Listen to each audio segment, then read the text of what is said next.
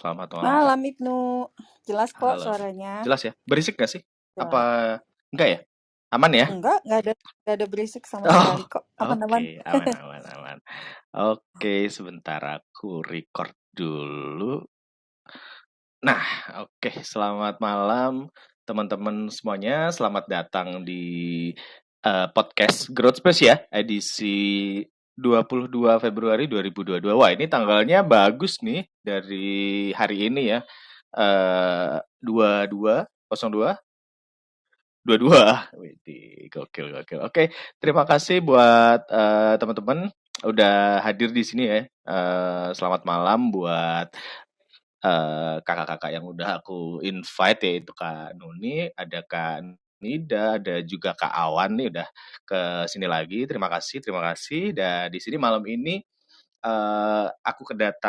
kita bakalan ngobrolin soal ini nih, kelemahan diri nih, atau ya bisa dibilang kita bagaimana sih cara memahami diri gitu loh, baik kelebihan atau kelemahan. Nah, kebanyakan di sekarang ini kan ngobrolinnya soal ini ya, keunggulan, terus habis itu kesuksesan, lalu motivasi-motivasi kayak gitu. Dan mungkin jarang yang ngobrolin soal gimana kita harus mengembrace atau even mengovercome gitu, atau menyelesaikan masalah diri sendiri khususnya di kelemahan gitu. Nah, di sini aku udah ada Kak Noni juga, yang kemarin kita udah sempat ngobrol soal relationship ya, dan ada Kak Awan, lalu ada Kak Nida juga. Nah, mungkin langsung aja aku perkenalkan dulu buat teman-teman. Silakan dari Kak Noni dulu deh. Ini aku langsung kasih tempat nih buat perkenalan. Silakan. Hai, selamat malam teman-teman. Selamat malam Mas Ibnu. Thank you udah undang lagi untuk join kali ini. Kenalan dulu teman-teman, nama saya Nunik Tirta. Saya aktif di Instagram. Instagram saya @nuniaktirta. Biasanya saya sharing kalau lagi santai tentang tanaman, kalau lagi lebih santai lagi balesin curhat-curhat DM yang biasanya pada suka curhat di DM saya karena saya latar belakangnya di S2 psikologi konseling gitu. Dan juga saya certified MBTI trainer.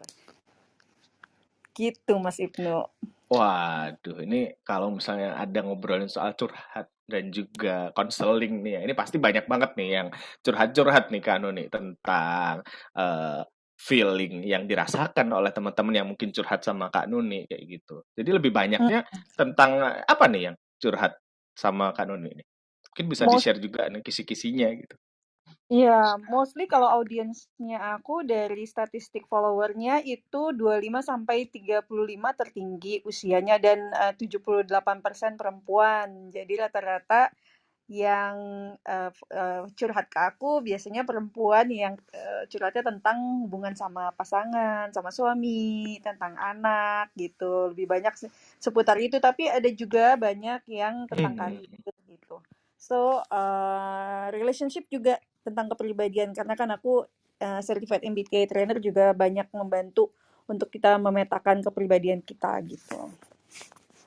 Oke, berarti masih ada ininya ya, masih ada relasinya juga nih dari relationship teman-teman yang curhat sama Kak Nuni, di mana Iya. mungkin ada ini kali ya, bisa dibilang ada punya background atau masa lalu ada juga yang belum selesai, atau mungkin saat ini punya kelemahan atau kekurangan diri yang bisa bisa jadi gitu mempengaruhi hubungan hubungan asmara atau hubungan Banyak, karirnya itu juga banyak ya. banget soal inner Ah, child ah. tuh banyak. Tentang Oh, inner oke child, oke oke. itu banyak sekali sih. Oke, nah ini aku nanya langsung deh ke Kak Nuni ini tentang Mm-mm, dirinya langsung nih ya, tentang dirinya. mm-mm. Oke, tentang Kak Nuninya sendiri gitu. Nah, Oke. kalau sementara kalau saat ini nih Kak Nuni sendiri udah ini nggak sih, maksudnya udah paham banget gitu tentang diri sendiri gitu, baik itu kelebihan atau kelemahannya. Ya, aku sekarang kan usiaku sudah Club 40 ya, Ibnu. Jadi aku udah bersyukur di usia yang Club 40 ini, aku 41 tahun by the way. Itu aku sudah Mm-mm. memahami Masih diri muda, masih saya. muda. Masih muda ya. Iya, masih Amin, muda. Masih kelihatan 29, 31 kok. amin. Iya. Oke. Berusaha untuk terlihat muda.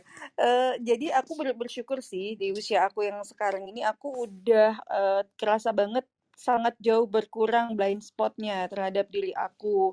Sebelum aku dulu kuliah konseling itu masih banyak banget blind spot aku yang aku sendiri nggak tahu kalau aku nggak tahu, gitu.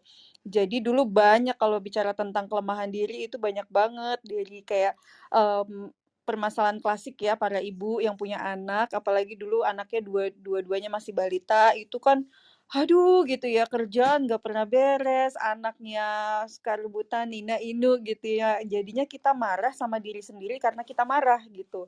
Dan itu bikin aku sempet yang stressful banget gitu, karena aku ngerasa dulu aku waktu single nggak kayak gini nih gitu. I was a fun girl gitu, where am I gitu. Sekarang kok jadi pemarah kayak gitu.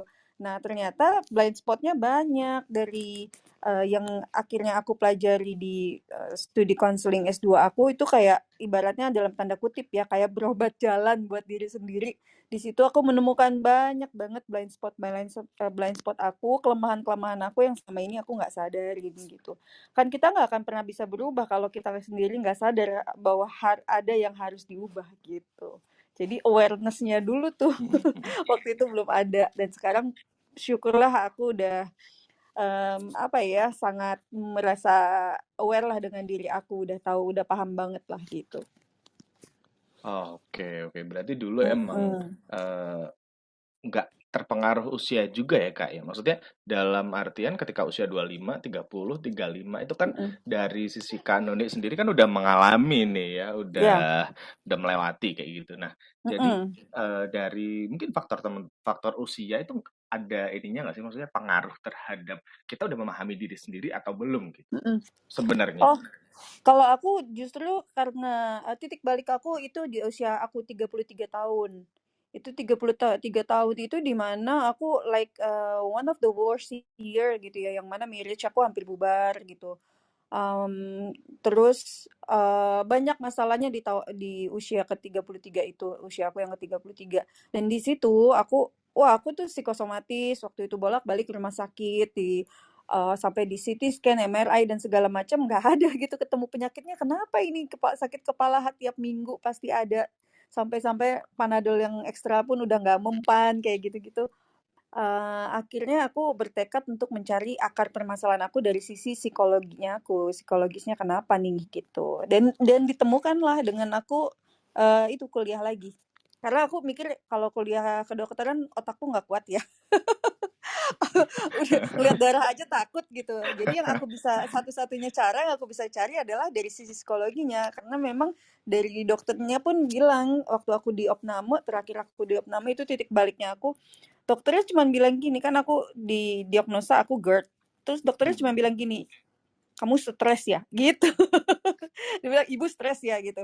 Bilang, "Hah?" Udah gitu. langsung udah langsung ditembak gitu ya Iya, kan ini ya? langsung ditembak karena dia tahu itu bukan dari penyakit secara fisik tapi psikis gitu. Oke, Dan dicarilah oke. akarnya dari psikis itu, gitu.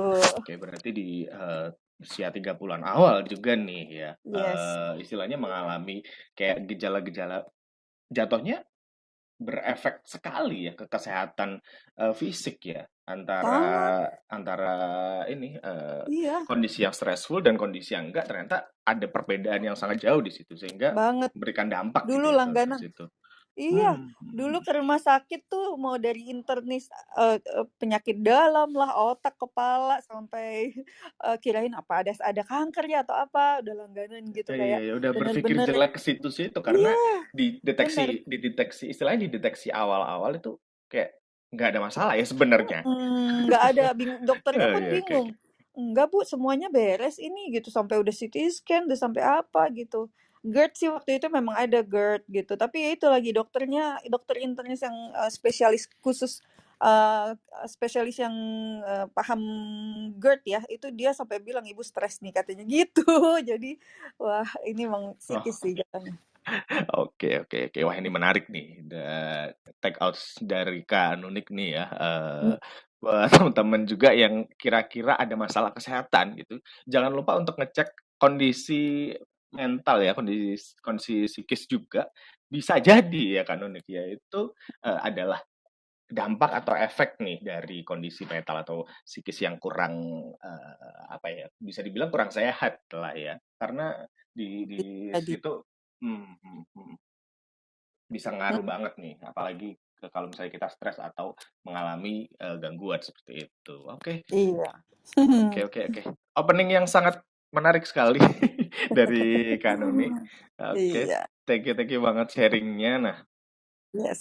aku move ke teman-teman yang lain dulu. Jadi buat teman-teman yang baru join, tadi juga udah ada sharing dari Kak Nuni di mana sebelum di usia yang sekarang ya di early 40 atau di awal 40 dari Kak Nuni sendiri masih ada nih kira-kira blind spot atau sesuatu yang belum diketahui di dalam dirinya seperti itu sehingga istilahnya sempat berdampak juga terhadap kehidupan pribadinya, kemudian kesehatan juga, apalagi permasalahan psikis juga. Gitu. Nah, dari teman-teman juga mungkin yang sedang mengalami rasa stres yang cukup misalnya mengganggu atau di pikiran lah, bahkan sampai kesehatan fisiknya juga terpengaruh, itu bisa banget coba konsultasi juga ya, langsung seek the professional help, seperti itu. Oke, nah sekarang aku udah kedatangan Kak Nida Afsari nih. Halo, selamat malam Kak Nida. Hai, selamat malam Mas Ibnu, Mbak Nuni, Mas Halo. Awan, dan teman-teman. Nah, ini mungkin bisa perkenalan dulu kali ya, karena baru pertama join nih Kanida nih. Ya, terima kasih ya udah mau mengundang aku as a speaker gitu. Yang pasti aku senang banget bisa sharing-sharing sama teman-teman gitu di sini. Jadi kenalin, nama aku Nida, aku adalah seorang psikolog gitu. Jadi backgroundnya nih mirip-mirip sih ini sama Mbak Nuni tadi gitu. Kalau Mbak Nuni lebih ke arah psikologi konseling, aku mendalami ke psikologinya itu sendiri gitu. Jadi sehari-hari kegiatanku biasanya terima konseling yang mostly itu online. Jadi apa namanya, beberapa klien itu biasanya menghubungi aku by konsultan atau by personal gitu untuk konseling pribadi gitu. Terus karena aku suka belajar, jadi di akhir pekan itu atau awal pekan gitu aku biasanya invest waktuku buat ikut kelas pengembangan diri. Jadi kayak aku ngerasa uh, apa namanya itu bisa jadi sarana aku buat improve yang aku bisa gitu. Nah, kebetulan juga senang banget buat sharing gitu. Jadi dengerin kisah-kisah ups and downs orang lain gitu. Terus aku tuh kayak ngerasa aku nggak perlu ngalamin ada di posisi mereka, tapi aku tahu gitu rasanya gimana, apa yang mereka pikirkan, apa yang mereka alami, apa yang mereka lakukan gitu. Jadi someday kalau aku ada di posisi itu, aku tahu nih harus seperti apa gitu. Jadi aku senang banget nih buat dengerin kisah-kisah kayak tadi Mbak Nuni, oh ternyata kalau udah usia 40-an itu tuh rasanya harus ini ya beradaptasi dengan kondisi keluarga, terus juga berdamai sama perubahan diri gitu yang dulunya free sekarang ada tanggung jawab lebih gitu. Nah, sehari-hari juga aku suka nulis gitu. Jadi kalau teman-teman gabut pengen baca tulisan-tulisanku, aku biasanya sering nulis di Instagram gitu. Jadi cek aja nanti Instagramnya Nida Afsari gitu. Jadi kindly share our stories gitu ya. Gitu Mas Ibnu kurang lebih.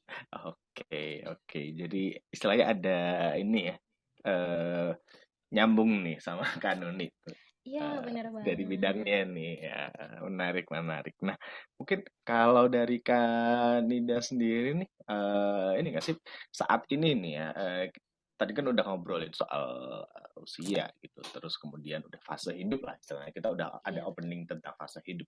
Nah, kalau dari Kak Nida sendiri nih, kira-kira untuk saat ini nih udah mengenal diri sendiri secara keseluruhan belum sih? Dan kira-kira kalau misalnya eh, kan pasti banyak ya orang-orang atau teman-teman yang curhat kayak gitu. Gimana nih?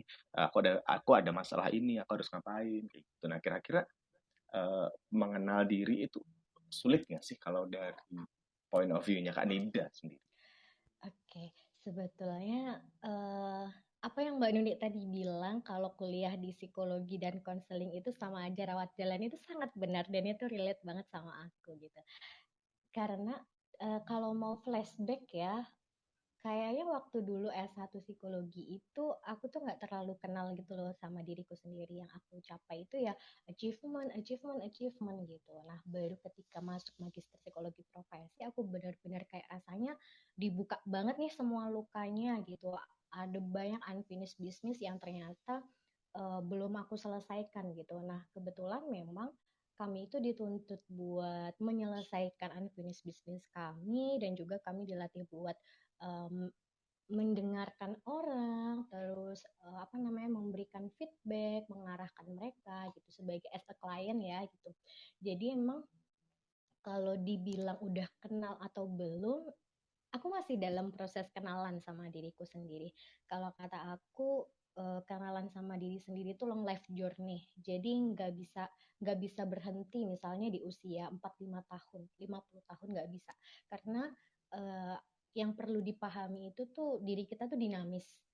Setiap hari tuh kita berubah gitu. Entah itu ada perubahan mindset, ada perubahan kebiasaan gitu. Jadi nggak bisa yang stuck gitu. Kita harus terus update pengetahuan tentang diri sendiri gitu. Jadi menurut aku sih ini adalah PR PR kita ya. Dan teman-teman juga nggak perlu susah-susah dulu kuliah psikologi atau konseling gitu untuk kenal sama diri sendiri gitu, karena menurut aku dengan kita coba aware, membuka diri, kemudian membuka mata kita, oh ternyata kita tuh sehari-hari gini loh, oh ternyata pemikiranku itu seperti ini loh kalau lagi ada masalah gitu.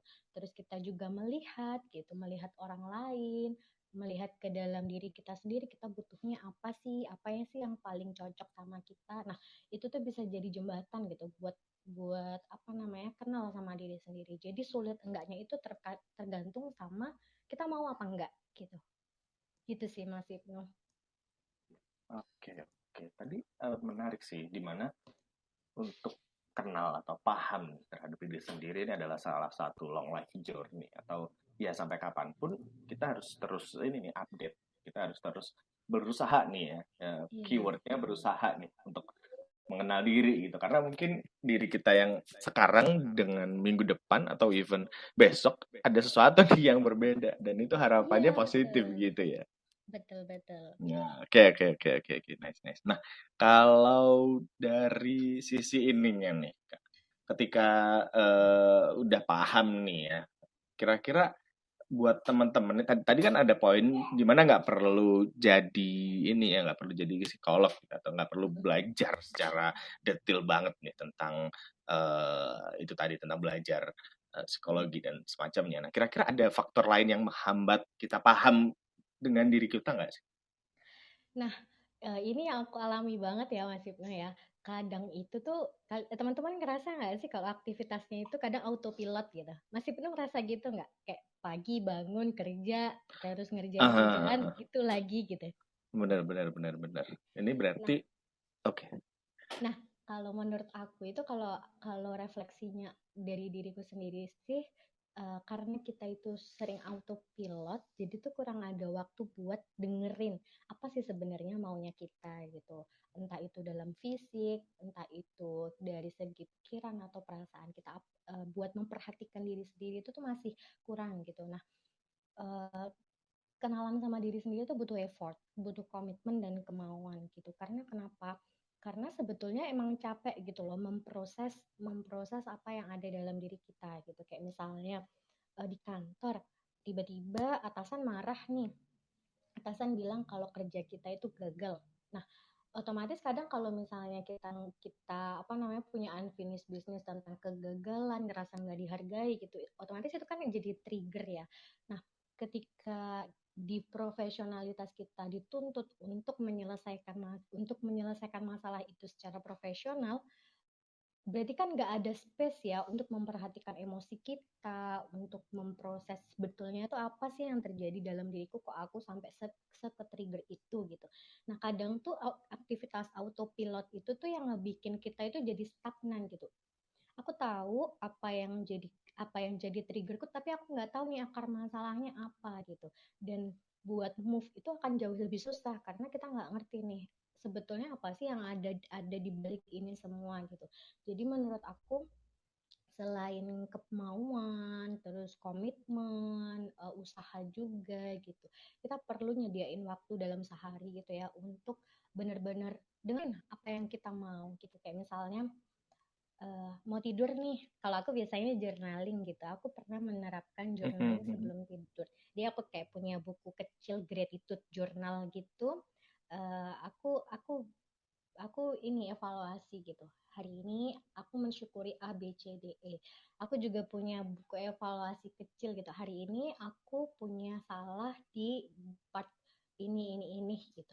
Oke, kenapa ya aku merasa ini? Oh, aku flashback lagi ke belakang. Oh, ternyata dulu waktu masa kecil aku pernah mengalami A, B, C, D, E yang menyebabkan itu tuh ngefek sampai sekarang gitu. Jadi kita benar-benar perlu nyediain waktu buat diri sendiri 30 menit lah atau 15 menit minimal gitu sehari buat benar-benar terkoneksi lagi nih sama diri sendiri gitu biar makin paham gitu.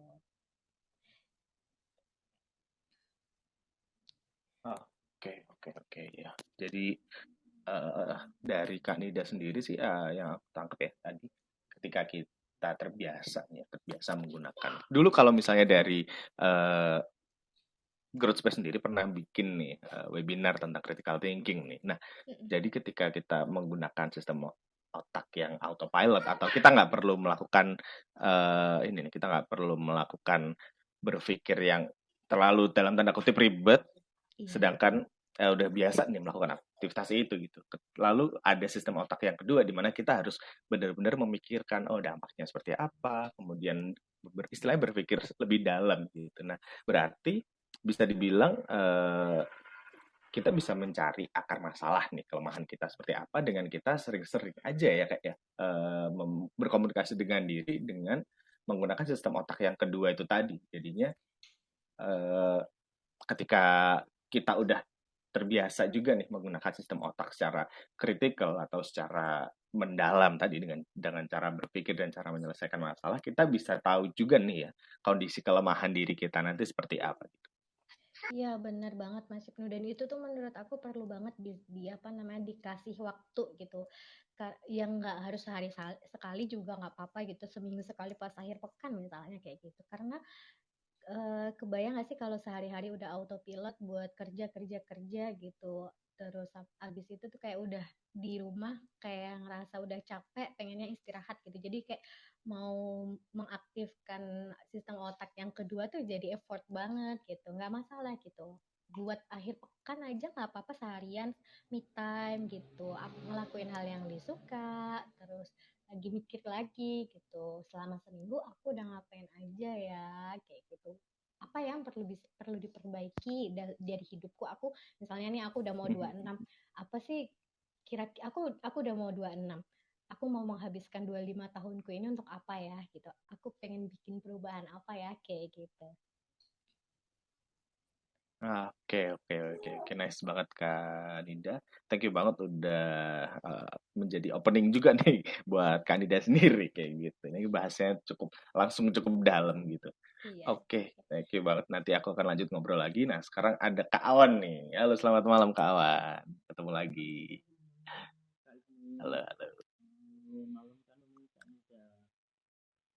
Halo. Halo. Halo. Nah, ini baru kedengeran nih. Oke, sorry kayaknya ada problem. Oke. Nah. Thank you Mas Ibnu nih. Oke. Lagi ini apa namanya ngobrolin tadi ya luar biasa sekali ya sama Kak Nunik gitu ya. Kemudian ada juga Kak Nida nih. Gimana nih Mas Ibnu nih?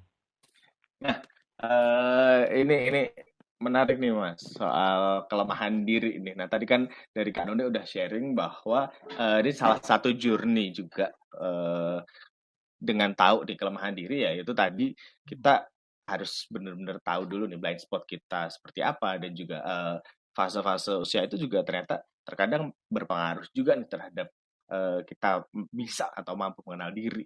Apalagi tadi ada side effect juga kalau misalnya kita masih ada stres dan kayak belum tahu nih kita seperti apa gitu. Nah, kalau dari Kak Awan sendiri nih kan dari Kak Awan sendiri kan pengajar juga kan ya, pengajar, Iya. kemudian sebagai bisa dibilang mengurusin banyak bisnis dan juga klien dan bisa investor juga ya berarti. Nah, Iya. kira-kira kalau dari berhubungan dengan banyak orang, nah eh, ada nggak sih kayak misalnya klien yang misalnya dia minder terus kurang percaya diri, padahal sebenarnya dia punya potensi nih. Nah, ini kan problem yang cukup banyak dialamin oleh orang-orang juga nih. Kalau dari Kak Awan sendiri melihat seperti itu gimana? Kemudian apakah ada solusi nih kalau misalnya dari Kak Awan sendiri?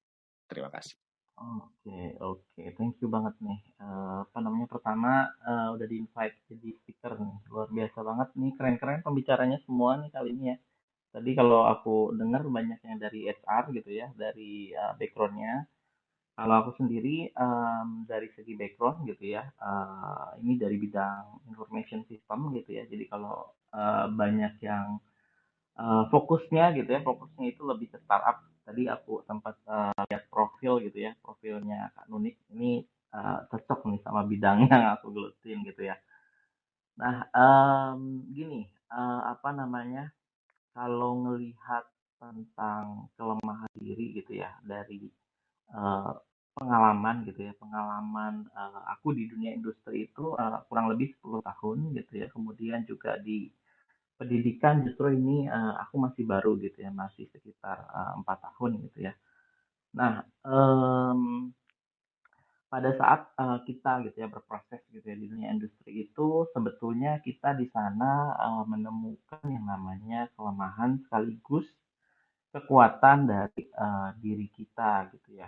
Em, dan sampai sekarang gitu ya, aku pun masih melakukan improvement gitu ya terhadap apa saja yang sebetulnya apa namanya aku milikin gitu ya, baik kekurangan maupun tadi kelebihan gitu ya. Dan sebetulnya kalau kita banyak sharing gitu ya, dengan melakukan sharing seperti ini itu menjadi apa ya, menjadi sebuah experience gitu yang bisa kita dapetin untuk tadi gitu ya, mencapai improvement itu sendiri gitu ya. Jadi kalau aku sendiri gitu ya, kalau ngelihat anak-anak gitu ya, baik mahasiswa gitu ya, ataupun klien gitu ya, pasti gitu ya, pasti ada orang-orang yang memang kurang percaya diri gitu ya, kemudian juga punya beberapa insecure mungkin ya kalimatnya gitu ya, insecure di dalam dirinya.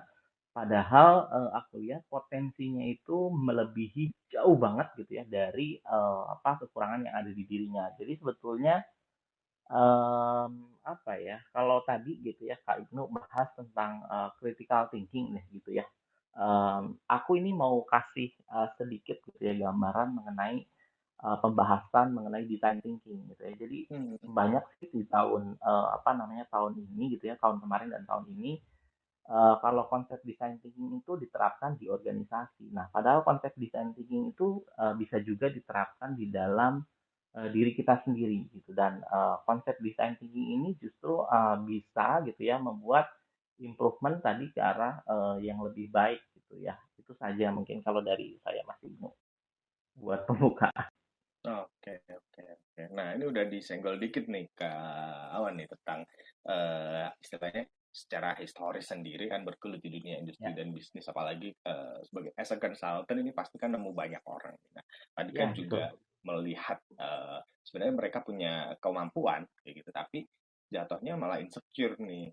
Nah, kalau Ya, dari Kak Awan sendiri tuh ada ini nggak sih kayak oke kiat-kiat nih gimana dengan kemampuan kita yang saat ini kita biar istilahnya simpelnya biar nggak ini aja sih biar nggak insecure atau mungkin ada metode khusus nih yang diterapkan ke kliennya atau ke ya, rekan-rekan mungkin sebenarnya kamu tuh oke tapi mungkin harus melakukan A B C D kayak gitu.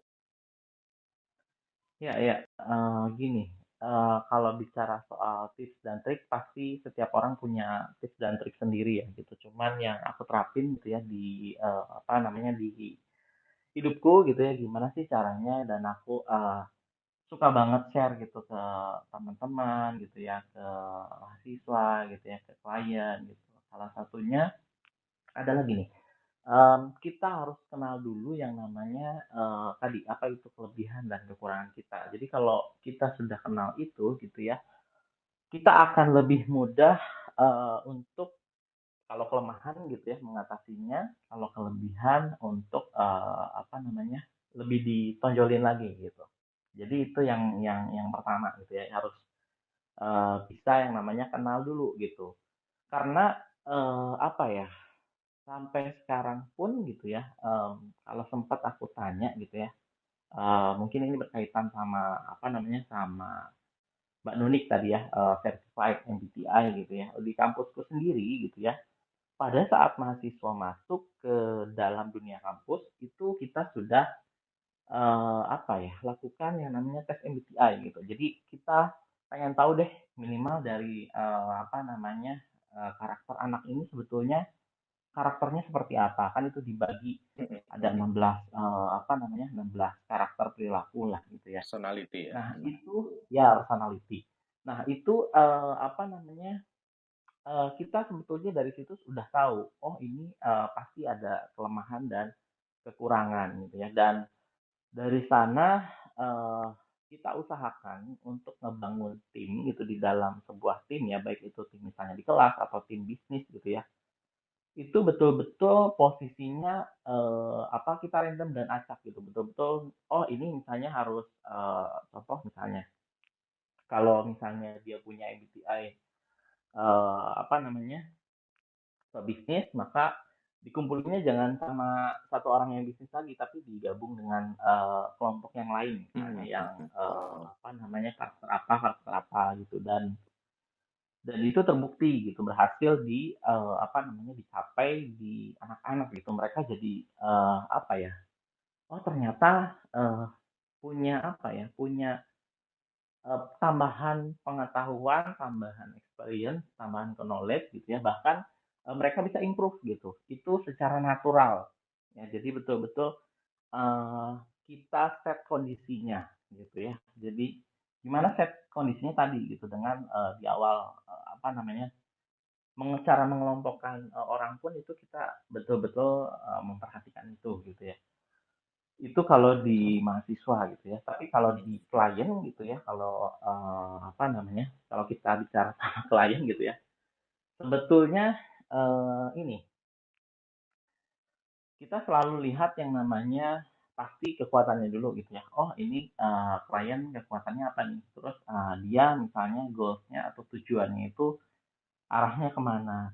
Kemudian kita juga bisa analisis sebetulnya kelemahannya dia apa gitu ya. Oh kelemahannya ini. Itu biasanya kalau analisis gitu kan banyak banget pakai teknik analisis yang namanya SWOT ya gitu ya. Kalau dari zaman dulu gitu, gue kuliah gitu ya, S1 sampai sekarang gitu ya, udah 10 tahun lewat itu SWOT tuh masih dipakai. Cuman dari analisis SWOT itu sekarang sebetulnya ya ada pengembangan lain dari sana namanya SWOT gitu ya. Jadi kalau SWOT itu dia strength, weakness, opportunity dan threat gitu ya. Kalau ke SWOT itu dia lebih ke strength, opportunity, aspiration sama result gitu ya. Yang digunakan untuk apa namanya? Apa ya bahasanya? Untuk ini ngebuat yang namanya model bisnisnya itu justru nggak dilihat gitu sama kalau ini tuh dia punya kelemahan gitu lah intinya gitu jadi betul-betul kita create gimana caranya supaya kelemahannya ini justru nggak tampak gitu nggak muncul gitu ke apa namanya kelihatan di dunia bisnis atau rekan-rekannya lah gitu gitu Mas Ibnu. Oke, oke.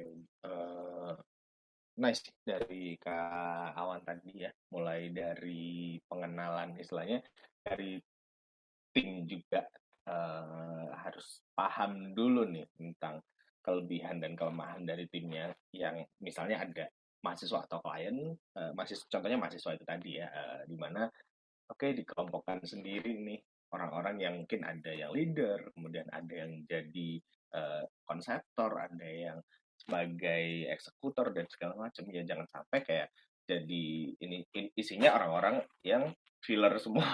Iya benar-benar. Kalau Ada leader di semua gawat itu tim isinya. iya Pasti benar kalau begitu. leader semua. Kalau baper Ribut satu, itu baper pasti. semua tuh kalau film. Baper semua. Iya. Oke, oke. Tadi ada juga nih kayak menggunakan analisis berupa SWOT. Ini termasuk ke analisis diri sendiri juga bisa digunakan ya, Kak. Ya, jadi Bisa, ah, bisa. oke, jadi Betul. buat teman-teman yang belum pernah ya, istilahnya, aku sendiri juga udah lama banget nggak analisis diri sendiri juga. Mungkin bisa menggunakan yang sudah umum ya dalam tanda kutip dengan SWOT itu sendiri ke diri sendiri nih. Dari situ bisa tahu nih kira-kira apa sih weakness kita. Nah, untuk langsung banget ke weakness gitu dan threat-nya sendiri atau ancaman nih buat diri kita. Oke. Thank you Kak Awan udah sharing tadi. Dan di sini udah ada yang raise hand juga. Halo Kak Fian. Buat teman-teman juga yang mau raise hand atau Halo, nanya bisa halo, langsung ya. Halo. salam kenal. Salam kenal Kak Fian. Gimana nih Kak tentang menghadapi kelemahan diri? Ada yang mau di-share atau mungkin ditanyakan kepada narasumber kita? Silakan. Oke, sebenarnya kalau menurut gue mau nge-share aja sih. Gue dulu orangnya full of insecure ya. Gue bener overthinking, gue banyak insecure-nya setelah tahu gue lemah di sini dan di sini. Jadi gue pengen ngelanjutin aja kan tadi kan Bang Tiawan udah ngomong tentang pengenalan diri, akhirnya kita tahu kelemahan kita di mana dan lainnya kan gitu. Tapi banyak yang gagal berhadapan dengan itu kan. Maksudnya malah jadi galau, mungkin bunuh diri atau depresi kan kayak gitu. Fatalnya kan kayak gitu. Nah tapi gue pengen sharing pengalaman gue. Jadi ketika gue tahu nih lemah diri gue di mana kan kayak gitu. Let's say gue lemahnya di bahasa Kalimantan atau apa kan kayak gitu. Atau yang lebih beratnya lagi, gue lemah di hafalan kan kayak gitu. Ada satu orang yang waktu itu bilang ke gua, dia bilang kayak gini, lu ngapain pusing-pusing mikirin kelemahan lu, kayak gitu. Coba lu taruh fokus lu tuh lebih ke kelebihan lu. Akhirnya semenjak dari situ gua berusaha untuk selalu memfokuskan diri gua terhadap apa yang gua lebihnya, kan kayak gitu, ketimbang di kelemahan gua. Dan dari situ hidup gua jadi nyaman, tidur gua jadi nyenyak, kan kayak gitu. Gitu sih. Jadi bagus untuk tahu kelemahan diri, tapi bukan berarti kita harus naruh fokus kita ke kelemahan kita dan nggak perlu diinin juga untuk dibagusin atau gimana gitu. Karena kan nobody is perfect gitu kan ya. Ya, dan itu manusiawi gitu kalau semua kita punya kelemahan dan bukan berarti kita punya kelemahan langsung kayak oh my god, gue tuh orang yang paling bodoh, paling sial di dunia ini. No, that's not exactly like that. Karena gue dulu sempat sampai mikir yang kayak gitu kayak gila gue pengen yang perfect dan lain-lainnya kan kayak gitu. Ternyata dari situ bakal capek sendiri sih. Sorry gue lagi di kereta. Gitu sih. Oke. Thank you Bang Ibnu.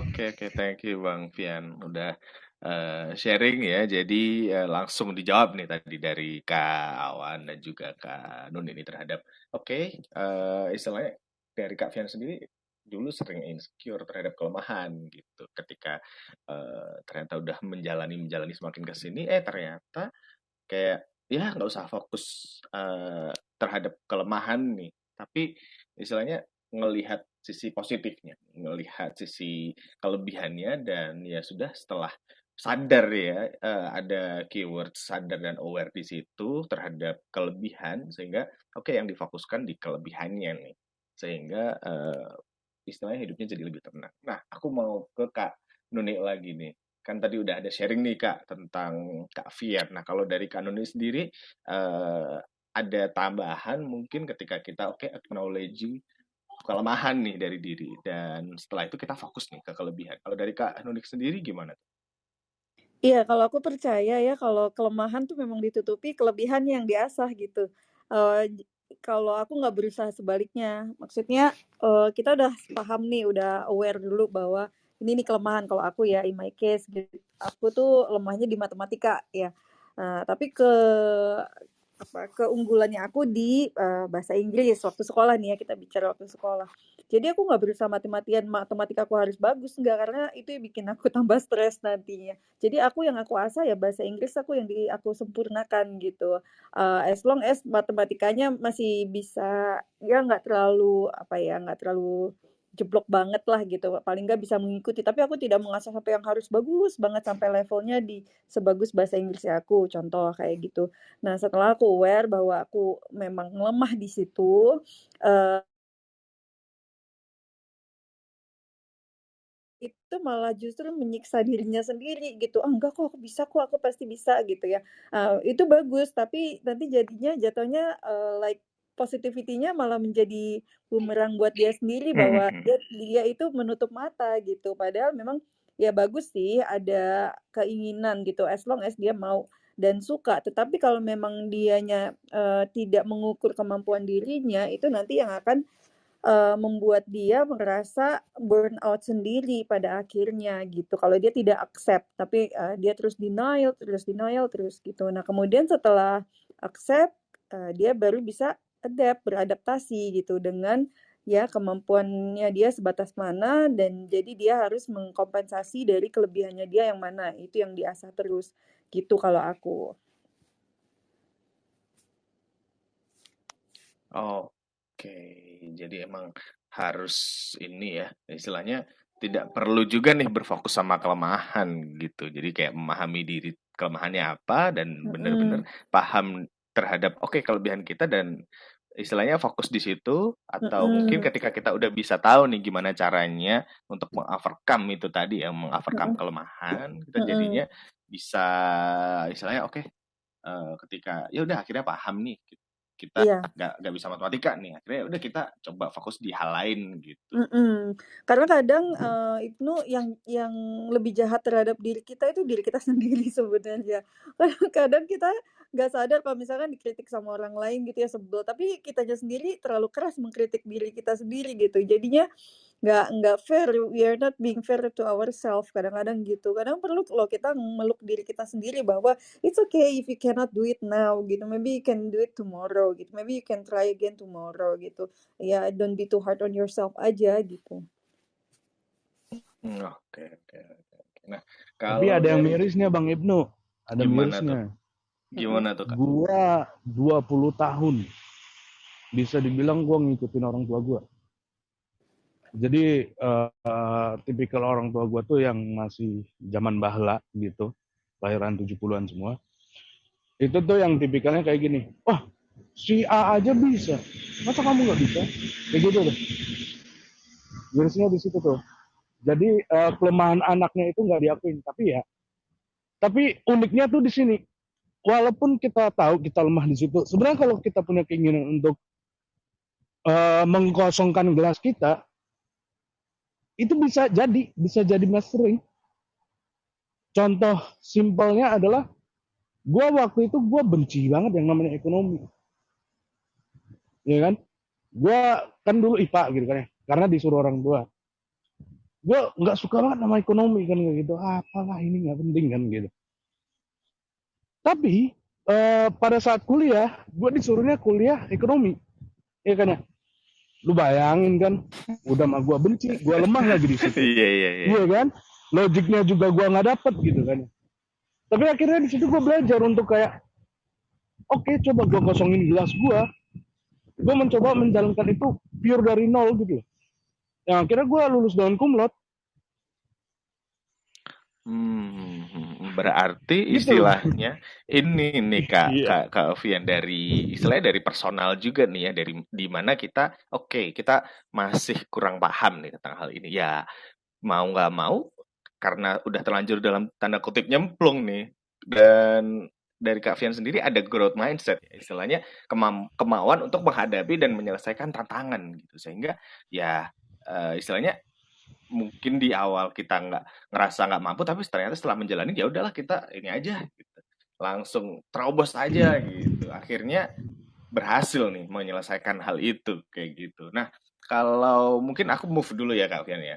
Udah ada sharing banget nih, thank you banget tentang pengalamannya. Nah, mungkin aku ke Kak Nida nih. Nah, kalau dari pengalaman dari Kak Vian sendiri ini kan menarik nih Kak Nida nih, dimana gak dwelling on the bad side, bisa dibilang seperti itu. Nah kalau dari sisi kacamata psikolog nih Kak Nida, gimana sih cara biar orang tuh nggak kayak gitu tuh, kayak aduh ini ya gimana ya, aku menyelesaikan. Biasanya kan ada orang yang putus asa, ada yang orang sampai bisa bisa masuk ke fase depresi gitu. Nah, sebelum ke situ, setelah kita tahu nih kelemahan kita seperti apa, tapi sulit untuk maju. Nah, kalau dari Kandida sendiri ada ini nggak sih, ada tips atau trik gitu dalam menghadapi hal itu? Oke, kalau dari psikologi ya sebetulnya wajar gitu ketika ngerasa apa namanya kayak benar-benar stuck gitu. Aku pun juga pernah mengalaminya gitu. Eh, kita sama-sama manusia ya pernah ngerasa ada di kondisi yang paling buruk gitu sampai ngerasa insecure, overthinking dan ya kayak Mas Fian tadi gitu. Lama-lama ada di posisi yang benar-benar stuck sampai akhirnya tuh kayak benar-benar ngerasa capek gitu. Nah, disitulah uh, mulai kebangun mindsetnya gitu. Sampai kapan sih mau kayak begini terus gitu. Nah, ketika udah ada mindset seperti itu gitu, kayak aduh udah capek nih gue kayak gini terus gitu. Sampai kapan mau gini terus gitu, ngulangin hal yang sama gitu, nggak ada perubahan sama sekali gitu. Nah, di situ aku mulai coba buat bikin action plan. Jadi karena aku suka nulis kayak apa ya yang pengen aku lakukan gitu dalam hidupku. Oh, aku pengen apa namanya lebih banyak mendengarkan orang, aku pengen apa namanya sharing sama orang gitu. Nah, hal-hal sederhana kayak gitu tuh aku coba catat gitu kayak selama 5 sampai 10 tahun ke depan aku pengen ngapain sih gitu. Aku pengen sehat nih sampai nanti aku tua gitu. Oke, apa ya yang bisa aku lakukan saat ini gitu. Jadi fokusnya itu bukan ke rasa capeknya tadi tapi lebih ke oke, sekarang apa sih yang bisa aku lakukan gitu.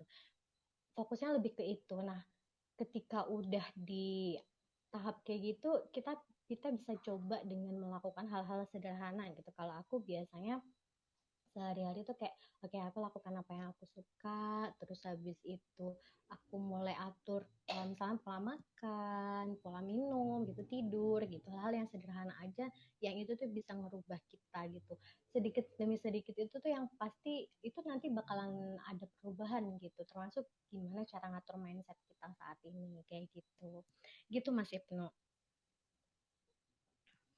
Oke, kalau dari Kaneda nih ada ini ya, istilahnya ada pandangan yang jelas dan terarah nih ketika kita udah mengalami mungkin stuck dan udah sampai mentok nih. Mungkin dari Kak Fian sendiri dulu pasti istilahnya dari orang tua menuntut A, kemudian eh, di posisi ada feeling yang nggak suka dan aduh dari IPA lagi. Tapi ternyata ketika udah ngerasa stuck dan akhirnya mencoba untuk ya mau nggak mau ya dalam tanda kutip mau nggak mau kalau nggak dilanjutkan eh, malah jadi burden, malah jadi kelemahan yang jauh ya, jauh lebih menyusahkan di kemudian hari hingga akhirnya Kak Fian pasti udah bisa overcome hal itu dan istilahnya ada rasa belief di diri kita bahwa kita nih sebenarnya bisa bertumbuh loh, kita nih sebenarnya bisa maju nih kayak gitu.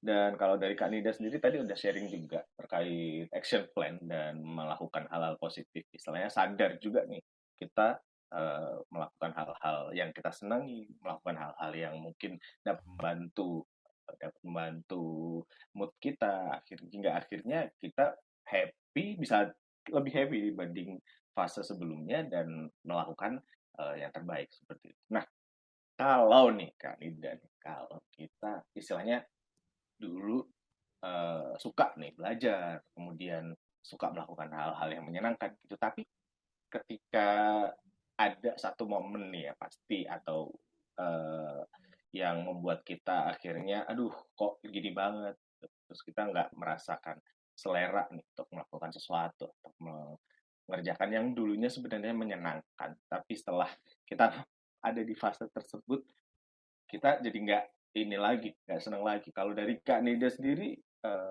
ada yang pernah curhat atau mungkin konsul seperti itu nggak? Terus penyelesaian yang mungkin bisa dilakukan dalam short term atau waktu dekat Seperti apa nih, Kak? Oke, sebenarnya banyak banget yang kadang ngeluh tuh kok sekarang aku ngelakuin misalnya misalnya seseorang suka sepeda nih, aku suka sepeda, dia suka sepedaan gitu. Dulu tuh suka banget gitu yang explore ke apa namanya ke area-area tertentu gitu. Tapi kok sekarang kalau dirasa kok aku nggak se-enjoy dulu ya. Nah itu perlu perlu di apa namanya di highlight nih gitu. Ketika kita udah ngerasa nggak suka ngelakuin apa yang jadi interest kita gitu, itu tuh jadi alarm gitu buat diri kita, something wrong gitu dengan diri kita. Nah kalau aku biasanya eh, saranin buat teman-teman atau apa namanya klien-klien aku gitu, biasanya aku mendorong mereka untuk cari support system dulu. Ini berlaku juga buat aku ya, aku cari support system dulu. Nah aku coba cari orang-orang terdekat dulu yang sekiranya mereka itu tuh bisa mendengarkan aku ngerasa aman untuk cerita sama mereka, aku ngerasa nyaman juga gitu karena mereka nggak menghakimi dan sebagainya gitu. Nah ketika udah aku aku dapat feedback dari mereka gitu, aku coba untuk lakukan gitu, dan apa namanya itu worth it, oke, nggak apa-apa, kita tetap berproses sama diri kita sendiri sama support system kita. Tapi perlu di highlight juga kalau seandainya kita udah coba share ke orang terdekat kita, udah dapat feedback, udah coba melakukannya gitu, tapi ternyata kita masih stuck gitu, masih nggak ada gairah untuk melakukan hal-hal yang kita sukai, oh berarti itu tandanya untuk mencari pertolongan gitu. Teman-teman bisa bisa apa ya, coba mengukur diri tuh dari 3 hal gitu. Kondisi itu tuh udah mengganggu 3 hal. Yang pertama mengganggu kegiatan sehari-hari, yang kedua itu mengganggu produktivitas, dan yang ketiga itu mengganggu relasi dengan orang lain gitu. Nah, ketika 3 hal ini sudah ada gitu dan benar-benar dikatakan parah, oh berarti ini sinyal nih buat cari pertolongan gitu. Bisa ke psikolog, bisa ke konselor, bisa ke psikiater gitu. Jadi seeking seeking help gitu. Nggak semua orang yang ke psikolog itu tuh apa namanya, stigmanya kan orang gila gitu ya Mas Ibnu ya gitu, nggak semuanya kayak gitu, kadang mereka butuh untuk ditata gitu loh, kayak sebenarnya apa sih yang terjadi dalam hidupku gitu, kenapa aku sampai nggak punya gairah untuk melakukan hal-hal yang dulunya aku suka gitu. Jadi just share gitu, cari pertolongan ke profesional gitu kalau apa namanya itu tuh jadi salah satu effort juga, tahu kelemahan dan kelebihan kita gitu. Oke, oke, nice. Tadi ada poin menarik nih di mana support system itu masih perlu ya. Istilahnya support Iya system itu pasti. bisa jadi salah satu pertolongan pertama lah ya terhadap ketika kita mengalami feeling yang negatif kayak gitu atau merasakan kok diri ini lemah banget gitu, dalam tanda kutip lemahnya hal-hal negatif nih yang dirasakan kayak gitu, sehingga ya kalau nggak cerita ke support system eh, bisa langsung mencari pertolongan profesional ya apabila udah ada 3 tanda tadi ya kan ya, di mana udah Iya mengganggu betul. kegiatan sehari-hari, terus produktivitas dan juga istilahnya mengganggu relasi terhadap orang lain, entah mungkin eh, apa ya, jadi kayak marah-marah gitu kali ya dengan orang lain padahal Iya nggak ada apa-apain betul. gitu. Atau bisa juga kayak tanda-tanda menarik diri nih kayak gitu. Itu kan juga merusak relasi ya sebenarnya Mas Ibnu. Hmm, betul, betul, betul, betul. Oke, oke, thank you banget Kak Nida udah sharing terhadap eh, apa yang harus dilakukan gitu. Kalau misalnya kita sedang ada di posisi yang buruk atau down gitu ya tadi. Oke, nah aku lanjut ke Kak Awan dulu deh. Nah, Kak Awan, ini ngobrolin soal profesional lagi ya. Tadi istilahnya kita ada sesuatu negatif di diri kita gitu, kelemahan gitu. Nah, kalau dari Kak Awan sendiri kira-kira untuk mengovercome itu kan tadi melakukan analisis dan sebagainya kayak gitu ya. Nah, kalau untuk korelasi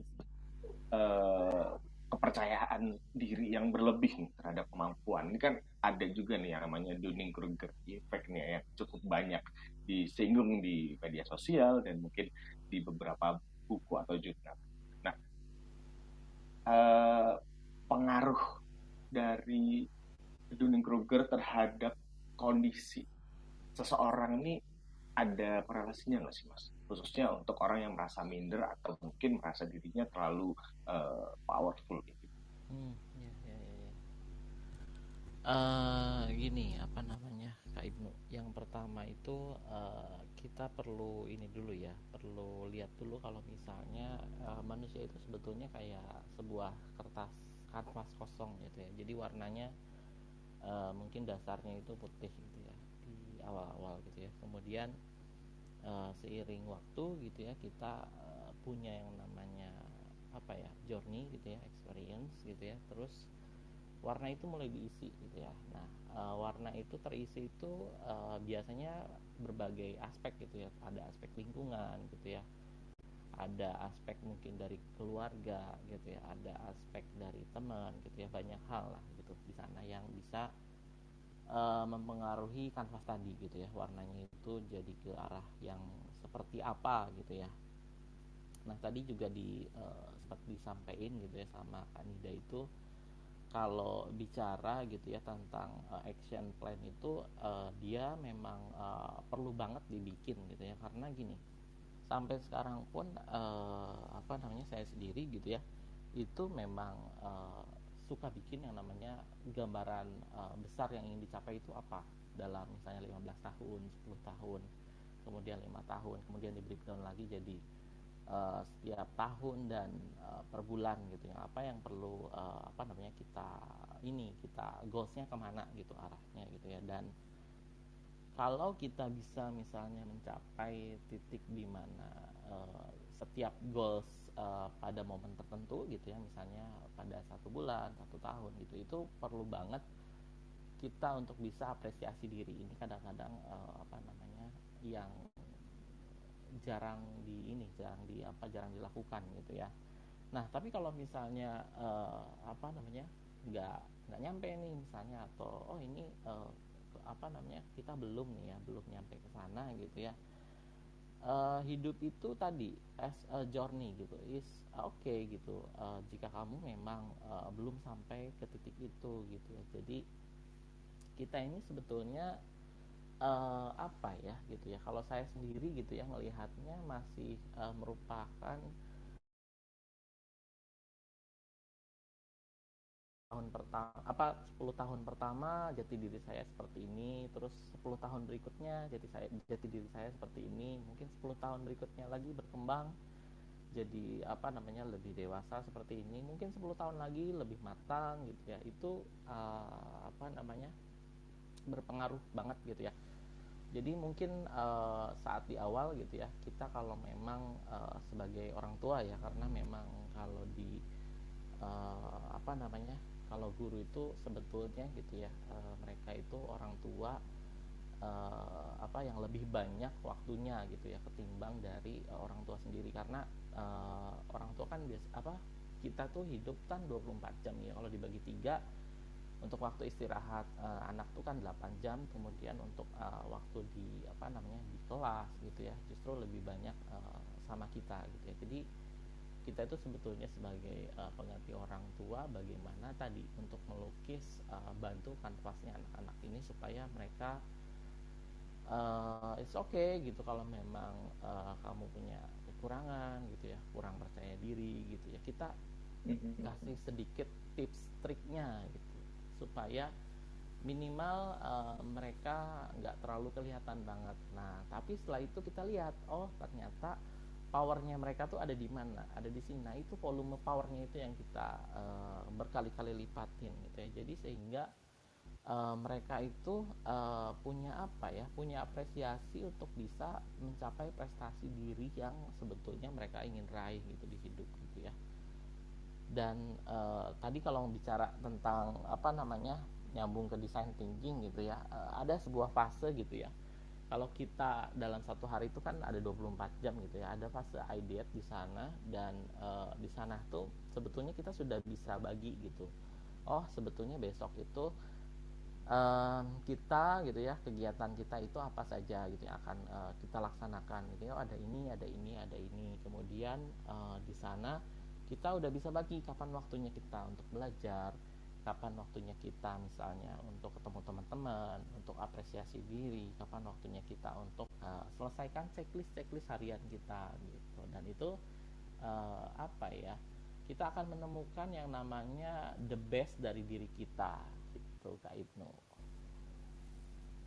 Oke, berarti memang eh, perlu banget nih ya Kak ya, istilahnya mengenal diri dulu kayak gitu, Ya betul. dan jangan jangan merasa oke kita terlalu lemah nih terhadap sesuatu, jangan merasa juga terlalu powerful gitu, Iya karena betul mungkin betul. ada juga nih kelebihan di kelemahan-kelemahan kita, dan mungkin juga kita dengan terlalu merasa powerful atau terlalu merasa bisa ini, ternyata banyak nih kelemahan yang nggak kita sadari. Yes Balik lagi betul. ke gimana kita juga mengapresiasi orang-orang sekitar kita, sehingga mungkin dengan itu tuh kita jadi lebih bisa jadi advisor juga lah ya tadi, bisa jadi support system juga nih, khususnya untuk orang-orang dari lingkungan keluarga atau pertemanan atau circle kita. Nah, tadi juga udah sharing juga terkait goals 5, 10, dan mungkin 15 tahun ke depan, dan gimana berusaha untuk achieve ya itu tadi ya, achieve itu tadi, supaya ya ketika kita ada kelemahan ya kita udah paham nih, dan kita ketika kita ada kelebihan kita juga udah langsung oh ternyata eh, harus dikembangkan lagi nih di sisi ini kayak gitu, atau di sisi kelebihannya. Oke, thank you banget nih Kak Awan. Nah, wah nggak kerasa udah 1 jam. Udah 1 jam kita ngobrol. Padahal baru bentar Baru gitu. pembukaan nih. Iya. Baru pemanasan nih. Aduh, tapi ada banyak sekali pembahasan-pembahasan yang cukup lumayan dalam juga yang udah kita dapetin mungkin aku ke Kak Noni lagi nih sebagai istilahnya penutupan nih. Nah, kalau dari Kak Nuni sendiri nih, ada tips nggak sih untuk teman-teman yang saat ini mungkin masih belum aware nih terhadap diri sendiri? Iya, aku sarankan untuk terus explore karena pada dasarnya kan manusia selalu berkembang nih. Jadi ada tahapan-tahapan dalam hidup kita, pastinya kita juga menyesuaikan dengan perkembangan itu. Nggak mungkin kita tuh nggak stagnan gitu aja atau nggak dinamis. Satu-satunya yang nggak berubah dari dunia ini kan adalah perubahan itu sendiri. Nah, makanya kenali lagi diri kita terus dan terus dan terus gitu. Ada juga tuh di postingan terbaru aku bahwa aku kan baru-baru ini juga kembali membuka untuk sesi konsultasi MBTI pribadi ya, private gitu. Itu dari sekian klien yang aku tangani itu selalu mereka mendapatkan aha moments di mana mereka mendapat pencerahan bahwa ini loh sisi dari diri dia yang selama ini dia sendiri nggak sadar tapi bener loh gitu, dan itu dibukakan dengan adanya konseling secara pribadi maupun secara konsultasi MBTI secara pribadi gitu. Jadi jangan pernah berhenti untuk mengenali diri kita sendiri. Kadang-kadang kita pikir kita udah paham banget sama diri kita, tapi ternyata masih banyak loh ternyata blind spot yang masih bisa kita explore lagi. Aku sendiri pun selalu mencari dan apa kira-kira yang bisa aku lakukan untuk menjadi the best version of myself gitu. Keep being curious to yourself ya, get to know yourself better every single day. Jadi always aware, accept, adapt, dan itu akan bisa membantu kita untuk lebih explore diri kita, terutama dalam hal blind spotnya supaya lebih sedikit lagi gitu. Oke, nih mantap banget nih, terus explore ya terhadap diri kita, karena tidak ada yang pasti kecuali perubahan itu sendiri nih. Waduh. Exactly. Oke, thank you banget kan. Ini udah Yes. sharing, dan tadi juga ya buat temen-temen nih yang kebetulan pengen atau kepo nih, bisa banget langsung consult ke Instagramnya Kak Donik Tirta ya, Yes. @Noniek Tirta, dan itu nanti bisa Yes. langsung ngobrol-ngobrol ya langsung Iya, dengan Kak Nonik. boleh di DM Mau aja. booking waktunya udah langsung ngobrol aja kayak Iya. gitu nih. Oke, thank you Iya. banget Kak Nick. Nah, Oke. ke Kak Nida sekarang nih, gimana nih Kak, last question, jadi ada tips nggak sih buat teman-teman biar lebih aware terhadap diri sendiri?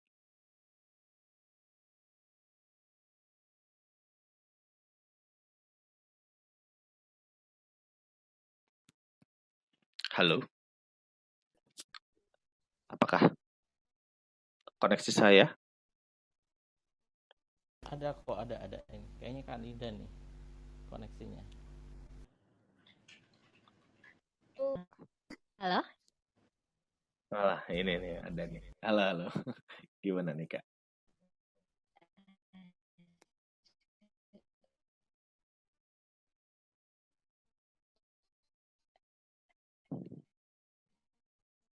Oke, mungkin karena ada technical problem ya dari Kanida, aku ke Kak Awan dulu deh, Kak. Nah, Oke. gimana nih? Ada tips gak sih buat teman-teman biar bisa lebih aware terhadap dirinya sendiri? Sudah jelas? Masih putus-putus sih, Kak. Putus. Oke, mungkin bisa aku kasih kesempatan buat Kak Awan dulu kali ya sambil menunggu koneksinya Kak Nida. Oke, silakan Kak Awan.